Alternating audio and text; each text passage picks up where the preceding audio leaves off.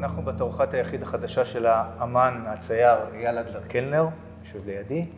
התערוכה נקראת הרצל פינת אחד העם, בבית האומנים בירושלים. אני רוצה ככה להפנות אליך, אייל, שאלה לגבי השם של התערוכה, הרצל פינת אחד העם. אם אתה יכול ככה לפרט מה העניין הגדול שלך בהרצל. אוקיי, גם נציין שאחד העם פה לא כפרסונה, אלא יותר כשם, שהוא החליף אותו אליו. ולמה הרצל? הרצל, אני מנסה כל הזמן לשחזר, לפני די הרבה זמן, קניתי ספר באנגלית על הרצל, שהוא היה עם הרבה תמונות, לדעתי כל התמונות שקיימות על הרצל קיימות שם. הרצל תמיד עניין אותי כבן אדם לפי מעשיו, לאו דווקא לפי מראהו,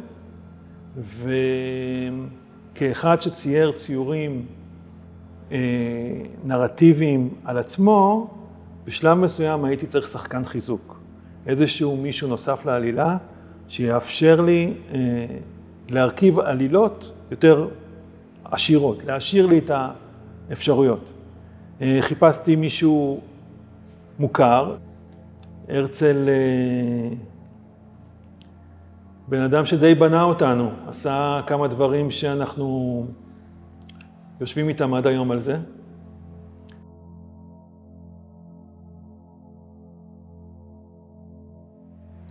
היה את השלב שעברתי לטבע דומם, ואז היה טבע דומם נקי ללא נוכחות של הרצל, ואז הכנסתי את הנוכחות של הרצל בדימוי, בצילום תמונה שלו בתוך הטבע דומם, אבל זה לא, היה אפשר משהו אחר, ואז הבנתי שאם אני כותב הרצל בארבע אותיות של השם שלו, הנוכחות שלו אולי אפילו יותר גדולה מהדימוי. והמשכתי עם הכיתוב הרצל, הבנתי שאני יכול גם לתת צורה לכיתוב. הכיתוב הוא מודפס על דף, דף אפשר לתת לו קיפולים, נפח, צורות, שרשראות נייר, והאפשרויות האלה בלהרכיב את השם שלו בכל כך הרבה צורות, היו לי, נגיד, כיפיות. יש מושג, ציירים נהנים מעשיית הציור. אז זה מאוד אלהיב אותי, המשכתי עם זה הרבה. ואז בשלב מסוים הכנסתי עוד איזשהו אתוס של חזון גלובלי של איקאה, וגם איקאה זה 4 אותיות, והרגשתי הקבלה בין איקאה להרצל, וזה מרכיב את הטבע דומם של התערוכה הזאת, השני שמות האלה, איקאה והרצל.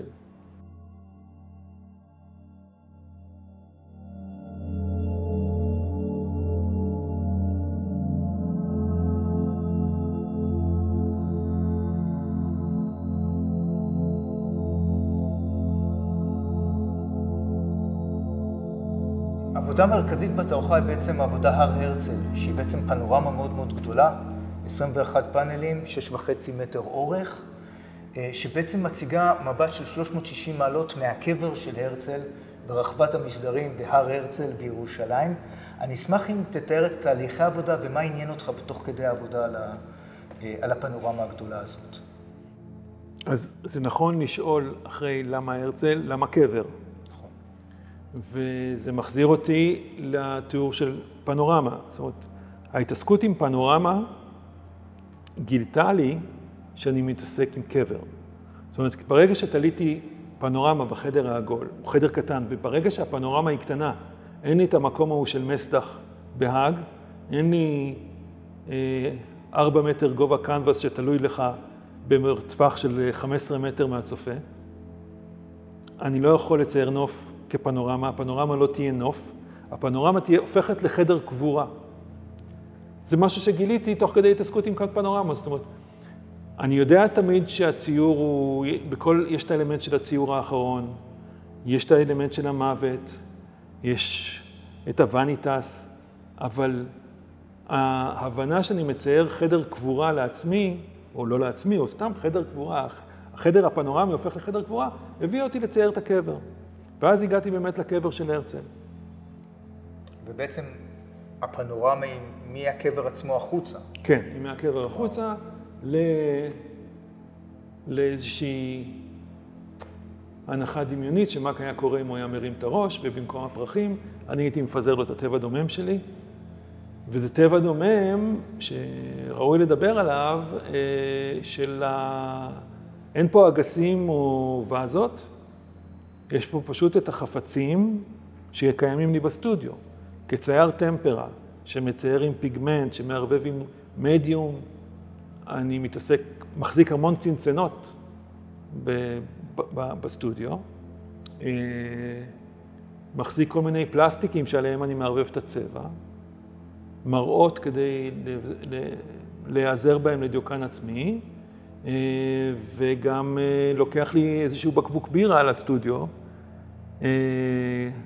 בשביל הפן, בשביל ההנאה, החוויה הזאת של לרדת לסטודיו, היא גם עבודה, אבל היא בילוי. ישאל כל בן אדם את עצמו כמה מהעבודה שלו היא בילוי. העבודה של ציור, יש בה קטעים סיזיפיים, אבל היא בעיקר, היא בילוי, היא עושה לנו, מרחיבה לנו את הנפש איפשהו. ולכן בקבוקי הבירה גם, אני נורא אוהב לתעד אותם, כי לדעתי יש בהם יופי. השקיפויות, המיתוג, וזה גם איזשהו, היום אנשים שותים בירה, זה גם איזושהי זהות. זאת אומרת, תשאל גברבר עם קרס, מה הבירה שהוא אוהב, הוא יגיד את הבירה שהוא רוצה שהיא תזוהה איתו. וליצור נוף מהפינה התחוקה שלי בסטודיו, זאת אומרת, הסטודיו שלי הוא קטן, הוא חדר מהבנייה הישראלית האחרונה של חדרים לא עולים על 3x3. ליצור את הפריצה הזאת, מהפינה הזאת בסטודיו, שתמיד הייתי מאמין את טבע דומם, לפנורמה, זה איזשהו לפרוץ גבולות, והפריצת גבולות היא חוויה ציורית. היא חוויה של עשייה, של ציור, שאתה מאוד רוצה גם להעביר את זה הלאה.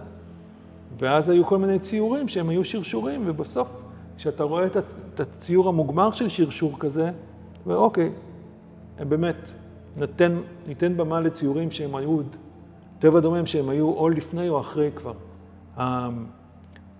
שהגענו למטרה הזאת של לשרשר טבע דומם כפנורמה.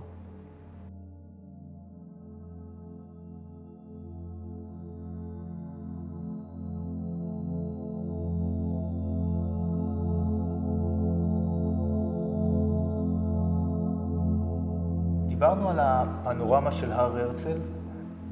אני רוצה קצת לדבר, השנה היא שנת 2024, אני רוצה שקצת נדבר על ההקשרים העכשוויים וההקשרים שלך כאזרח במדינה, ונתחיל בדגלים השחורים בהר הרצל ובכיתוב של המספרים שמופיע לך על הציורים שלך מהשנה האחרונה. זה ציור ציירתי לפני 3 שנים, פחות או יותר, אז גם הגשנו את ההצעה לתערוכה, ואני כאחד שכבר מפגין, אמנם לא מפגין מרכזי, אבל מפגין בהפגנות, הערכתי הערכה רבה לדגלים השחורים, באמת, הם מבחינתי הגיבורים שלי,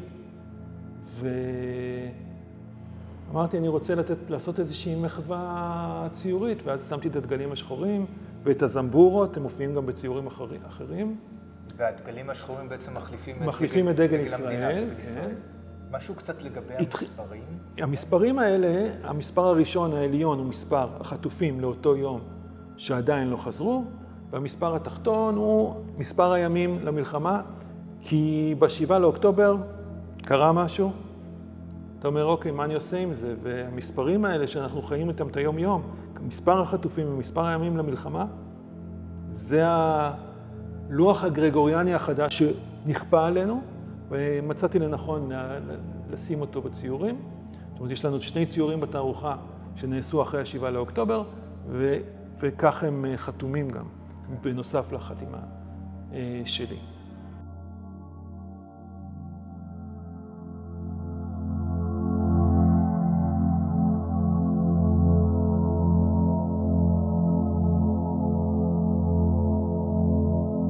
בעיניי אחד הדברים המעניינים פה זה בעצם השילוב של מספר ז'אנרים באותו ציור. כלומר, מצד אחד אנחנו מסתכלים על ההתחלה וזה סוג של ציור נוף, ולאחר מכן אנחנו מזהים בעצם בקדמת התמונה את הטבע דומם, וכשאנחנו מסתכלים עוד פנימה זה בעצם הופך להיות דיוקן ואפילו דיוקן עצמי.